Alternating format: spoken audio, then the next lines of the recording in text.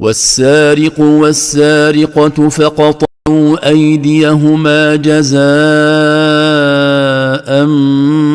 بما كسبا نكالا من الله والله عزيز حكيم. والسارق والسارقة فاقطعوا أيها الحكام اليد اليمنى لكل منهما مجازاة لهما وعقوبة من الله على ما ارتكباه من أخذ أموال الناس بغير حق وترهيبا لهما ولغيرهما، والله عزيز لا يغلبه شيء حكيم في تقديره وتشريعه. والله يا اخوتي اللي يسرقوا في المساجد هذا والله ماني طالق فيهم واحد يا اخوتي. ها شوف الغريان هذا ما طيور جهنم هذا، هزوا الأحذية وجو خارجين اخوتي. هذا ما في واهرنا اخوتي.